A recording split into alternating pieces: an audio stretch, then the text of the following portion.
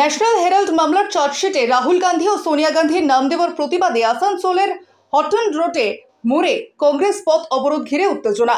পুলিশের সঙ্গে কংগ্রেস নেতা ও কর্মীদের ধস্তাধস্তি, পরে আসানসোল দক্ষিণ থানার পুলিশ অবরোধ তুলে দেয়। প্রসঙ্গত, বৃহস্পতিবার পশ্চিম বর্ধমান কংগ্রেস জেলা কমিটির সভাপতি দেবেশ চক্রবর্তীর নেতৃত্বে মিছিল করে হটন রোড মোড়ে পথ অবরোধ করে বিক্ষোভ দেখানো হয়। খবর পেয়ে ঘটনাস্থলে আসানসোল দক্ষিণ থানার বিশাল পুলিশ বাহিনী পৌঁছায়।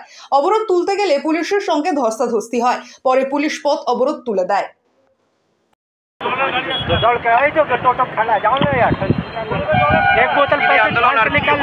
আন্দোলন দেখুন, রাহুলজি সোনিয়াজি সহ কংগ্রেস নেতৃত্বকে মিথ্যে মামলায় ফাঁসানো হচ্ছে। যে সংস্থা স্বাধীনতার লড়াই করার জন্য নেহরুজির হাতে গড়ে উঠেছিল, সেই সংস্থাকে নাকি রাহুলজি সোনিয়াজি টাকা লুট করছে।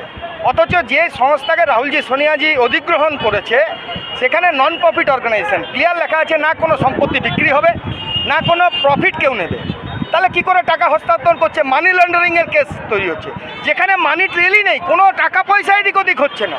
মিথ্যে মামলায় শেষ পর্যন্ত আমরা এখানে কুশপুতুল দাহ করে যখন স্লোগান দিচ্ছি নরেন্দ্র মোদীর এগেনস্টে, মমতা ব্যানার্জির প্রশাসন নরেন্দ্র ভাইয়ের নামে কোনো স্লোগান শুনতে চায় না।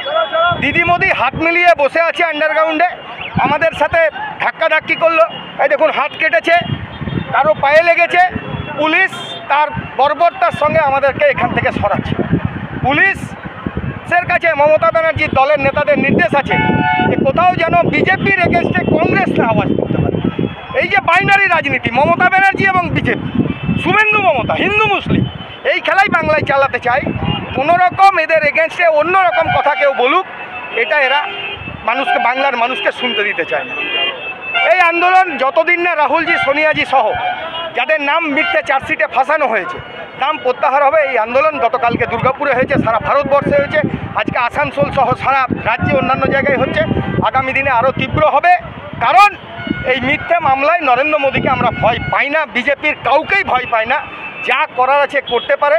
আমরা ব্রিটিশের নাগপাশ ছিন্ন করে দেশকে স্বাধীন করেছি, তো এ তো নরেন্দ্র মোদী আর অমিত শাহ, এরা তো বিজেপির, এরা তো হচ্ছে ইংরেজের 5 টাকার দালাল, এদেরকে কি ভয়?